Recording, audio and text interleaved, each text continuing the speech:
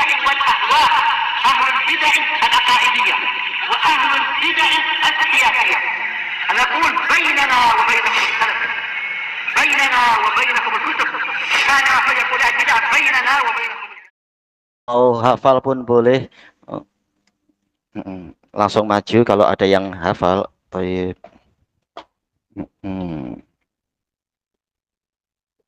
Oh, sebentar. Tulis sini aja.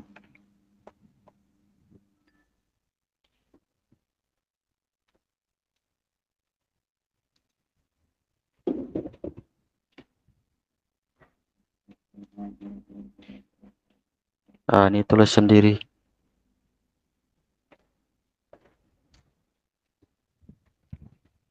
Ambil sendiri. Jazakallah khairan. Baik, kita masih di awal-awal muka surat 353 dari Syarah Kitabil Iman. Juz pertama ini. Setelah menyebutkan bahwasanya ilmu dan ma'rifah itu adalah sebagai dasar dari iman, bahwasanya iman itu dibina di atas ilmu dan ma'rifah. Bagus juga kita menukilkan ucapan para a'immah. Qala al-Imamul Ajurri rahimahullah, wa kullu fardin min syariatil Islam la yu'addihi illa bi'ilm. Setiap kewajiban dari syariat Islam itu tidak mungkin ditunaikan oleh seorang hamba kecuali dengan ilmu, sebagaimana dalam kitab Arba'una Hadisan karya Imam Al-Ajurri. Wa qala Syekhul Islam rahimahullah. Siapa yang paling kecil di sini sekarang? Yang paling kecil siapa? Kecil tapi paham. Oh, tapi mungkin belum paham ya. Umur berapa? 6 tahun? 7. Oh, mungkin paham kok. Kita coba. Syekhul Islam siapa namanya? Syekhul Islam itu siapa? Syekhul Islam. Siapa? Langit dan bumi. Abangnya. Syekhul Islam itu siapa? Syekhul Islam masih susah. Syekhul Islam siapa? Biasanya dipanggil siapa Syekhul Islam tuh? Sebenarnya banyak, jelas Syekhul Islam banyak di dalam sirah, tapi yang diinginkan biasanya di dalam catatan-catatan dalam kitab-kitab syarah, ya. Ayo, Ibnu Taimiyah, toyib. Nah, untuk yang lebih besar, Ibnu Taimiyah siapa namanya? Siapa nama Ibnu Taimiyah? Siapa namanya? Najm Ibnu Taimiyah siapa namanya? Bapaknya nanti tak apa, yang penting dia sendiri siapa namanya beliau tuh? Sikit lagi, Halif. Namanya siapa Syekhul Islam Ibnu Taimiyah tuh? Jangan cuma kenal Zidan. Ya. Iya, namanya Ahmad. Ahmad bin siapa yang membantu? Siapa Ismail? Ahmad bin siapa? Ahmad bin Abdul Halim bin Abdis Salam, tamam. Al-Harrani.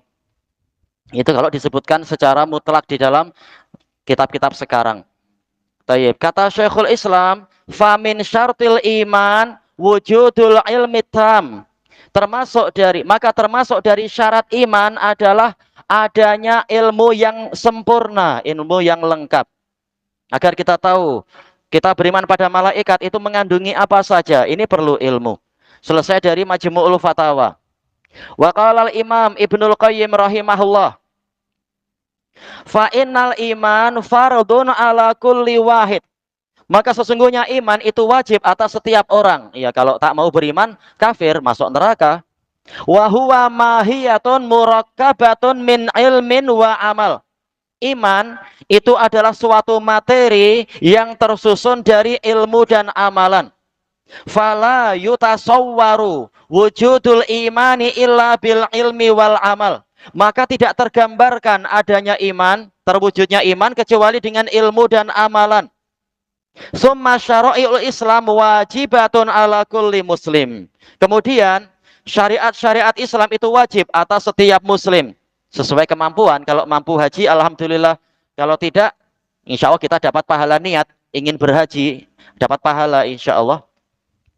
Yang lain-lain seperti sesuai dengan kemampuan. Wala yumkinu ada'uha illa ba'da ma'rifatiha wal ilmi biha.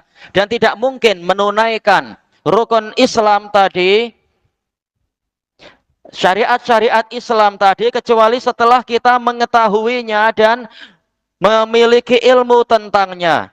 Bagaimana akan mentauhidkan Allah sementara tauhid dan syirik pun seseorang tidak paham, menunjukkan memang harus belajar dia. Selesai dari miftah dari sa'adah. Wal ilmu wal ma'rifah min af'alil qulub. Sementara ilmu dan ma'rifah, ilmu dan pengetahuan itu termasuk dari perbuatan-perbuatan jantung kita. Wa qala al-allamatul Karmani rahimahullah, fa in qult, kalau Anda berkata, la ta'alluqa lil hadis bil juz'i tsani minat tarjumah. Hadis di dalam bab ini, ana a'lamukum billah dan sebagainya itu tidak memiliki keterkaitan. Tidak ada kena-mengena dengan baris kedua dari tajuk yang disebutkan oleh Imam Bukhari dalam bab ini. Yaitu apa? Berupa ma'rifah. Ma'rifah adalah amalan hati. Apa kena-mengena dengan hadis ini? Wa huwa annal ma'rifah fi'lul qalb. Yaitu bahwasanya pengetahuan adalah amalan jantung kita. Wala dalalata alaihi. La dalalatan wad'iyatan wala aqliyah. Kata orang ini, tidak ada penunjukan pada masalah ini dari hadis tersebut. Baik penunjukan secara bahasa, wad'iyah, ataupun penunjukan secara akal. Qultu, kata Al-Karmani, saya jawab. Yumkinu ayyu wajah. Mungkin saja tajuk tadi itu dibawa ke suatu makna yang sesuai. Wa in kana ihtimalan ba'ida. Walaupun ini kemungkinan yang jauh.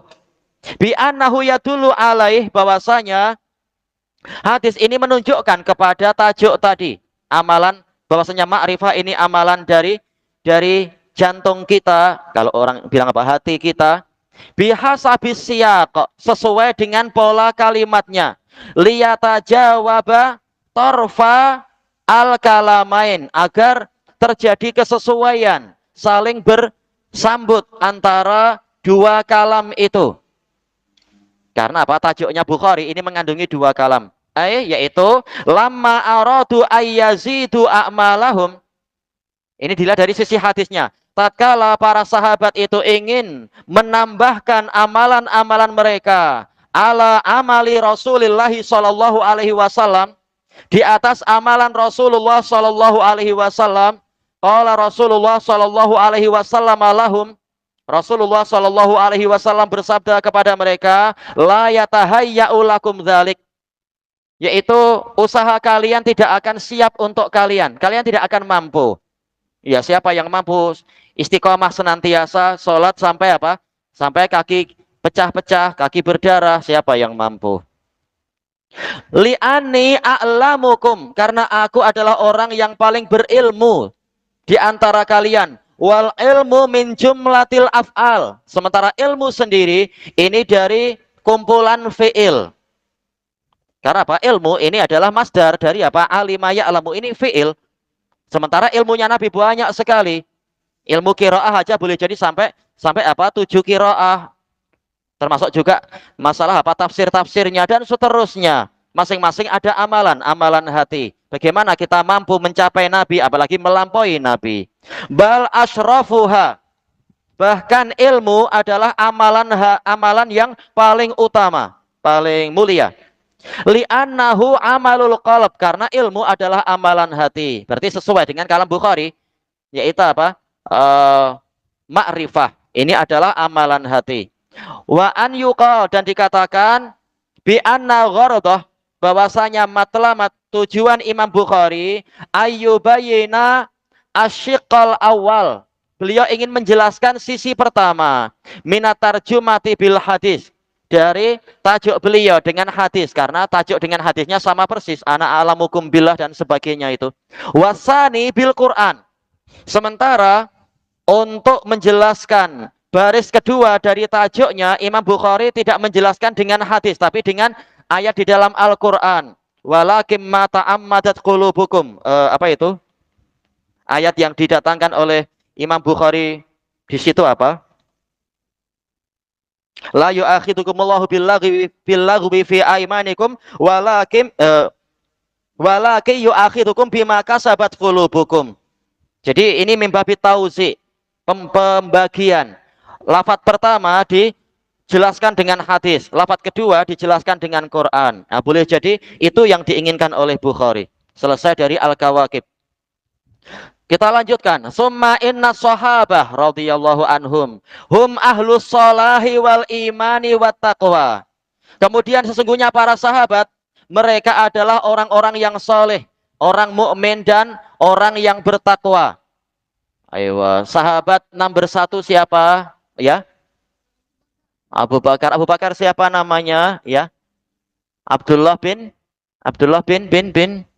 ya, Abdullah bin Utsman Tayyib At-Taimi. Sahabat kedua siapa? Nomor 2, ya. Siapa sahabat nomor 2? Ya, Umar. Umar bin siapa? Umar ibnul Ya, Umar ibnul Khattab. Abu siapa? Abu siapa? Abu Hafs. Yang ketiga siapa? Sahabat ketiga? Iya, Utsman bin Affan. Abu, ini susah ya. Abu Abdillah beliau. Tayyib. Sahabat keempat Ilyas saja. Sahabat keempat siapa? Sahabat terbaik keempat siapa? Aywa Ali bin Abi Thalib. Iya, Abu siapa? Abu Turab atau Abu Abul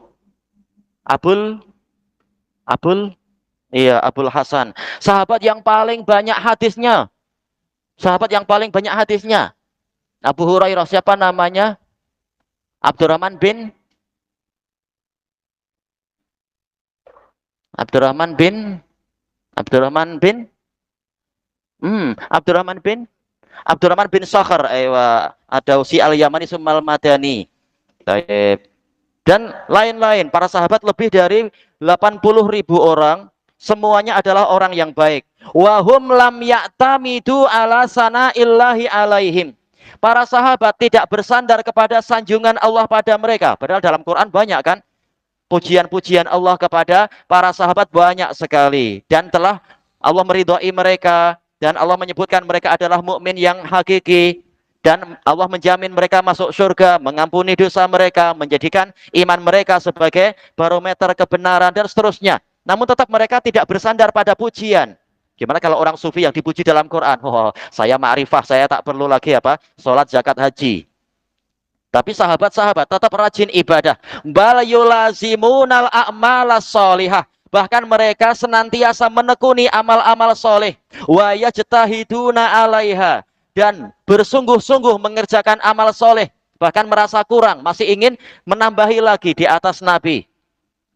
Menunjukkan memang mereka semangat beramal, ingin rajin beramal, ingin beramal, tidak seperti orang-orang sufi yang jadi pemalas untuk beramal dengan alasan sudah ma'rifah. Qala al-Allamatul Karmani rahimahullah, setelah beberapa kalimat menyebutkan faedah, kemudian wa anna sahabata radhiyallahu anhum kanu minar raghbati tammati fi taatillahi ta'ala. Dan bahwasanya hadis ini menunjukkan bahwasanya para sahabat radhiyallahu anhum, mereka itu memiliki minat yang sempurna untuk menaati Allah Ta'ala. Jadi ibadah bukan hanya di bulan Ramadan, tapi di sepanjang masa. Ini Ta'ala, ainnya dikasih itu ya, fathah yang tegak, ditulis macam ini ya, jadi seakan-akan ta'ala, tapi ainnya dimatkan Ta'ala. Walis diyati min af'alil khair, yaitu ini maktub kepada ta'ah, mereka memiliki minat yang sempurna untuk menambah amal kebaikan. Wa ghairi dzalik, dan yang selain itu. Bayangkan siapa yang mampu, sila tafadhol. Seperti Utsman bin Affan, sanadnya sahih, beliau terkadang bukan terus-menerus tapi satu rakaat itu khotam Quran. Berapa lama berdirinya itu? Dibagi menjadi 11 rakaat aja terasa panjang kalau sampai khotam. 1 juz saja panjang. Tapi memang sahabat-sahabat. Selesai dari Al-Kawakib. Wa qala al-Imam Ibnu Rajab rahimahullah, kana Nabiyyu sallallahu alaihi wasallam ya'muru ashabahu bima yutiquna minal a'mal. Dahulu kala Nabi Shallallahu Alaihi Wasallam senantiasa memerintahkan para sahabat beliau untuk mengerjakan amalan-amalan yang mereka mampu. Cuma terkadang ada yang ijtihad ingin lebih. Seperti siapa? Abdullah ibnu Zubair. Tatkala usianya 90 tahun, beliau masih terus puasa setiap hari. Tatkala waktu itu Mekah pernah mengalami banjir besar. Sampai-sampai Ka'bah itu digenangi oleh banjir. Beliau tawaf dengan berenang pada usia 90 tahun. Kita mungkin pakai life jacket kok. Usia segitu 90 tahun. Semangatnya hebat sekali namanya para sahabat. Wa kanu li syiddati hirsihim ala ta'at. Mereka para sahabat disebabkan lamnya li ajlih, kuatnya semangat mereka untuk menjalankan ketaatan-ketaatan, yuriduna lijtihada fil amal. Mereka ingin bersungguh-sungguh di dalam amalan. Ini kalau terjemahan biasa ya, ijtihad bersungguh-sungguh. Tapi kita tahu kalau di dalam usul fikih, maksudnya adalah istifraghul wus', yaitu menghabiskan, mencurahkan kemampuan. Fayasy'uru ba'dahu al-kal, sehingga setelah itu akan merasakan keletihan. Ini ijtihad yang hakiki. Kalau sungguh-sungguh jelas setiap amalan insya Allah memang harus sungguh-sungguh tentunya. Tapi kesungguhan sahabat lain. Farubbama i'tadaru an amrin nabiyyi sallallahu alaihi wasallam birrifq. Boleh jadi atau terkadang mereka menyampaikan udzur tentang urusan perintah Nabi sallallahu alaihi wasallam dengan lembut. Yaitu Nabi menyuruh begini, mereka menyampaikan udzur. Oh, kalau Nabi kan memang wajar kalau amalan tidak banyak karena sudah diampuni juga. Kita belum, kita harus lebih banyak. Nah, terkadang seperti itu. Dan telah kita nukilkan dalil-dalil ucapan mereka tadi itu. Wastimalihi lahu fi nafsih. Dan mereka menyampaikan udzur. Kenapa? Nabi mempergunakan kelembutan untuk dirinya sendiri. Kenapa ibadahnya tidak sebanyak kita? Ya beliau memang sudah diampuni. Annahu ghairu muhtajin ilal amal. Bahwasanya Nabi itu tidak memerlukan amalan, kata mereka waktu itu. Bidomanil maghfiratillah, karena telah dijamin mereka itu diampuni. Wahum ghairu matmunin lahumul maghfirah. Sementara mereka belum dijamin untuk diampuni. Fahum yahtajuna ilal ijtihad. Maka mereka memerlukan untuk bekerja keras lagi. Mala yahtaju huwa ila dzalik, yang mana Nabi tidak memerlukan itu. Nabi tidak perlu karena sudah ada jaminan. Kita belum ada jaminan, maka kita ingin rajin ibadah. Jelas sebenarnya jaminan ada dalam Quran untuk sahabat. Wa kullu wa'adallahul husna. Masing-masing dari sahabat yang masuk Islam sebelum Fathu Hudaibiyah dan yang setelah Hudaibiyah dijamin Allah mendapatkan al-husna, yaitu surga. Tapi tetap mereka, oh, kami belum ada jaminan, kami ingin rajin ibadah. Memang sahabat-sahabat masih selalu takut kepada Allah Ta'ala dan khawatir akan keselamatan diri. Selesai dari Fathul Bari. Wa yustafadu minal hadis, diambil faedah dari hadis ini juga, husnu tarbiyatin nabiyyi sallallahu alaihi wasallam. Bagusnya pendidikan Nabi sallallahu alaihi wasallam. Haitsu annahu addaba as-sahabata radhiyallahu anhum, yang mana beliau mendidik para sahabat radhiyallahu anhum ala suluki sabilil muqtasid, untuk menempuh jalan pertengahan. Iya, tidak memberat-beratkan diri sehingga cepat patah dan jiwanya itu jadi memberontak, tapi juga tidak bermalas-malasan sehingga jiwanya terbiasa untuk bersantai-santai, tapi pertengahan. Yang penting istiqomah, yang penting apa? Komitmen, tekun dan konsisten. Li'anna dzalika ad'alin nasyato, karena jalan pertengahan itu akan lebih mengajak jiwa kita untuk bersemangat, semangatnya terpelihara. Wa aqwa 'alal mudawamah, lebih kuat untuk konsisten, untuk terus-menerus. Daripada apa? Begitu lari langsung apa? Langsung kelajuan paling cepat, padahal kita larinya lari maraton. Maraton tuh berapa ya? Ana lupa tuh. Dulu harus menghafal gitu-gitu. 189 km kah berapa, tak tahu. Kalau langsung laju, mungkin apa? Di tengah jalan sudah letih. Habis itu apa? Bonceng teman. Bonceng nggak jadi maraton.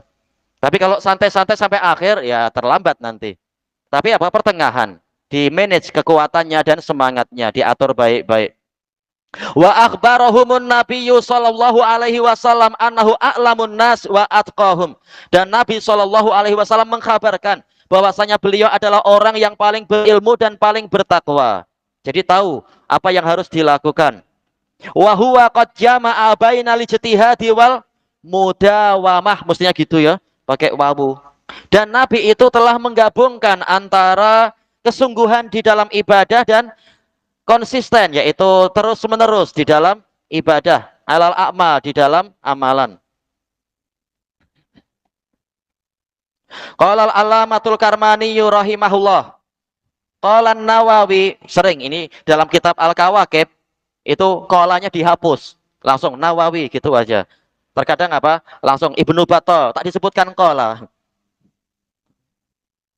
Wa fil hadis fawaid. Di dalam hadis ini ada beberapa faidah. Minha diantaranya annal ibaratal ula, ungkapan yang pertama, fiha al-qasdu wal mulazamah. Di dalamnya ada sikap tengah, pertengahan, dan konsistensi, yaitu terus-menerus, ketekunan. Ma yumkinu dawama alaih, yang menyebabkan kita mampu terus-menerus mengerjakan amalan tadi. Wa anna rajula soleh, dan bahwasanya lelaki yang soleh, demikian pula bahwa wanita yang solihah, yang bagi Allah yatrukal ijtihad, mestinya dia jangan meninggalkan kerja keras fil amal, di dalam amalan, ia terus beribadah. Walaupun tidak sehebat yang lain, tetapi diusahakan untuk senantiasa menjalankan ibadah. I'timadan ala solahih, yaitu jangan sampai tidak bersungguh-sungguh ibadah. Kenapa? Karena bersandar kepada kesolihan dia. Nabi saja tetap ibadah, walaupun tidak seperti yang dibayangkan oleh sebagian sahabat. Tapi ibadah beliau sendiri banyak, tidak bersandar kepada tazkiyah yang ada. Selesai dari Al-Kawakib. Qala Imam Ibnu Rajab rahimahullah. Oh ya, ini tadi sudah. Fa kana sallallahu alaihi wasallam yaghdabu min dzalik. Rasulullah SAW marah dari perbuatan tadi. Kalau melihat para sahabat itu berlebihan, maka beliau marah. Dan ini biasa, ma'ruf di dalam kitab-kitab adab mu'allim. Boleh dia marah ketika murid yang dididik itu bersikap berlebihan.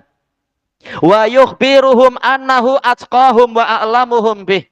Dan beliau mengkabarkan kepada mereka bahwasanya beliau ini yang paling bertakwa dan paling berilmu di antara mereka. Jadi yang beliau sampaikan ini bukan karena kemalasan, bukan karena bersandar kepada janji Allah Ta'ala, tapi memang inilah ajaran yang betul.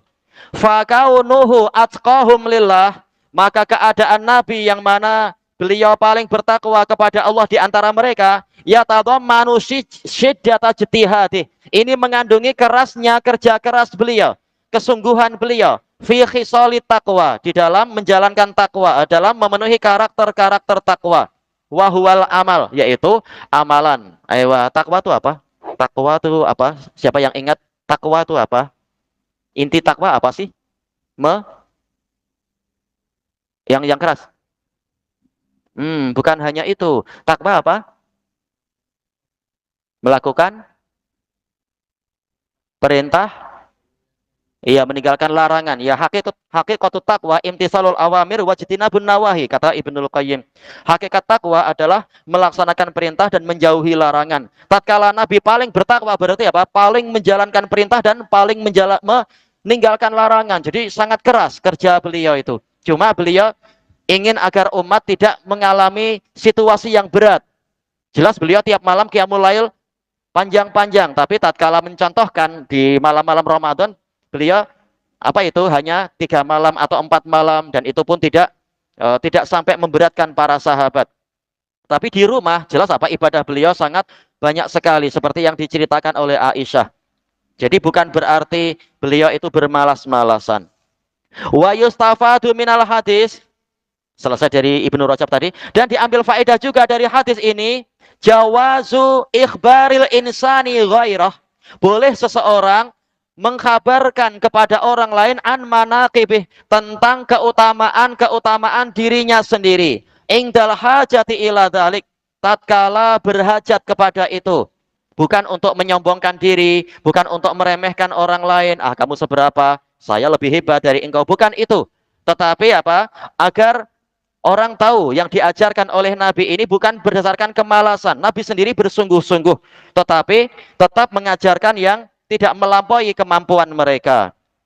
Demikian pula Utsman bin Affan tatkala beliau dikepung, maka beliau menuntut para sahabat yang hadir dalam peristiwa itu, anshudukum billah alastum ta'lamuna kata wa kata.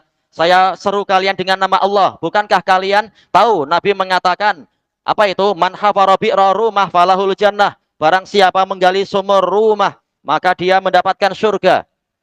Wa hafartuhu ana, dan aku yang menggali sumur itu. Ini menunjukkan keutamaan, tapi bukan untuk berbangga-bangga, tapi untuk apa? Mencegah para pemberontak untuk melanjutkan pemberontakan mereka. Dan seterusnya. La ala sabilil mubahah, bukan dengan pola berbangga-bangga, awil ajab, atau apa? Sikap ujub, kagum pada diri sendiri. Tidak seperti sufi yang ekstrim, mengatakan subhani, subhani, ma'adha masyani. Oh, betul-betul entah besar kepala macam apa itu. Maha suci saya, alangkah besarnya nilai saya. Ini gimana kita boleh dengar kalimat macam itu, kalimat kufur? Merasa kagum dengan diri sendiri sehingga tak perlu sholat, tak perlu zakat dan sebagainya. Seperti yang tokoh sufi di Jawa itu, dia mengatakan bagi kalian ini khamar, bagi saya ini susu. Oh, saya makrifah. Ini sombong sangat. Ma'annal asla kitmanuha an ghairi. Walaupun hukum asalnya adalah menyembunyikan keutamaan tadi dari orang lain agar tidak menimbulkan kedengkian, tidak menimbulkan tipu daya dan sebagainya. Qala al-Allamatul Karmani rahimahullah, setelah beberapa kalimat, wa annalahul ikhbaro. Ini ikhbar mestinya ya. Karena apa? Ini masdar. Boleh seseorang itu mengkhabarkan, menceritakan bifadlihi fi, keutamaan dirinya dalam masalah tadi, idza da'at ila dzalika hajah, apabila ada hajat yang menyerukan dia untuk menyebutkan keutamaan tadi. Wa yambaghi ayyahrisu ala ikitmaniha, tapi hendaknya dia bersungguh-sungguh untuk merahasiakannya. Fa innahu yukhafu min isya'atiha zawaluha, karena dikhawatirkan kalau dia menyebarkan keutamaan dia nanti akan hilang. Karena apa? Para pendengki itu banyak. Tayyib. Selesai dari Al-Kawakib. Wa qala al-Hafidz Ibnu Hajar rahimahullah fi fawaidil hadis. As-sabi'ah, faedah yang ketujuh, jawazu tahaddusil mar'i bima fihi min fadl. Boleh seseorang membicarakan keutamaan yang dia miliki. Bihasabil hajati lidzalik, sesuai dengan hajat di dalam masalah tadi.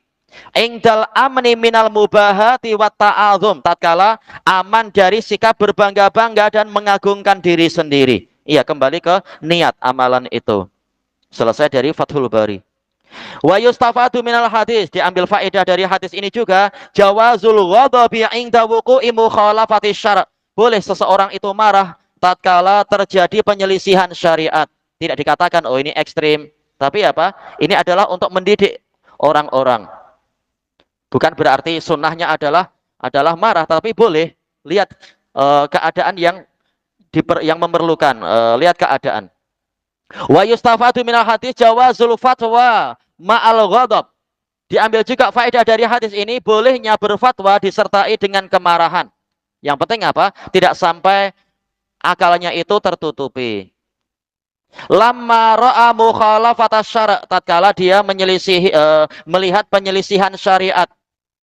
Tidak seperti apa takwil-takwil yang didatangkan orang Sururiyah di masa dulu, tahun berapa waktu itu ya? Kalau tahun Masehinya sih tahun 95 kalau tidak salah. Tatkala Syekh Rabi mengatakan apa itu? Syarif Fuad Hazza Mubtadi, orang-orang Sururiyah mengatakan, oh itu fatwa Syekh marah. Kalau marah itu fatwa nggak terpakai.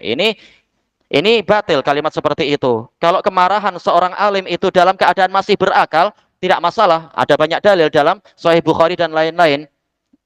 Baik. Idza lam yu'addi dzalikal ghadabu ila fasadin au khurujin 'anil i'tidal.